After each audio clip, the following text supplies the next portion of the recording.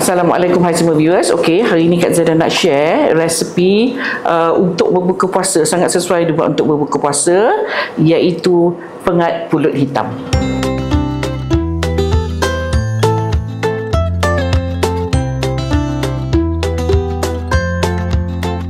Okey, bahan-bahan yang kita perlukan: pulut hitam. Pulut hitam ni perempuan perlu basuh, kemudian perlu rendam dalam setengah jam atau 1 jam. Kemudian kita guna juga gula pasir, kita guna juga daun pandan, santan, garam, dan kita guna juga tepung pulut bersama dengan santan cair. Okay, ini adalah pulut yang telah kita rebus sehingga empuk. So inilah rupanya ya.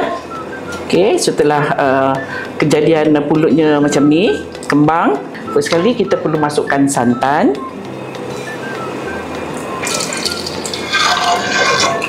daun pandan, gula,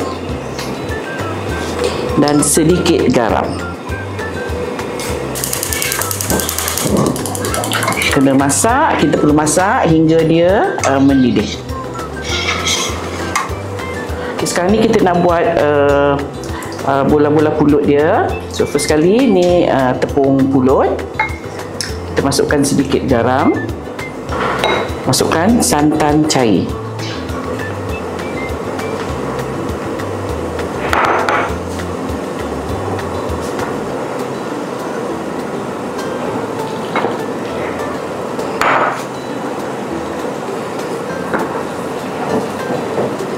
so ini rupa yang telah kita adun. Adunan dia agak lembut.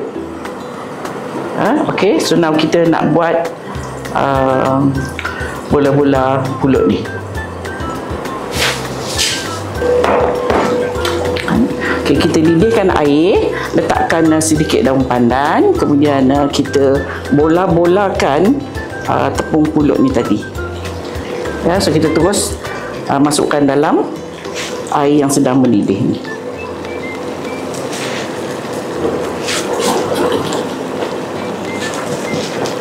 Kita merebus bola-bola pulut ni sehingga dia timbul. Bila dia timbul tu maksudnya dia masak lah.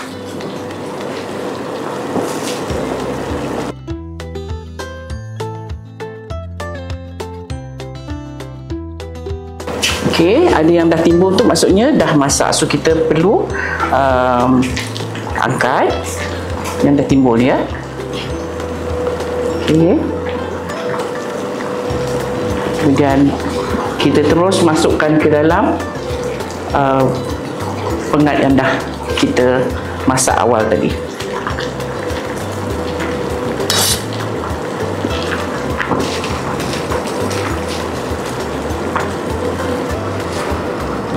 Okay, kita kacau-kacau dan terus boleh kita hidangkan.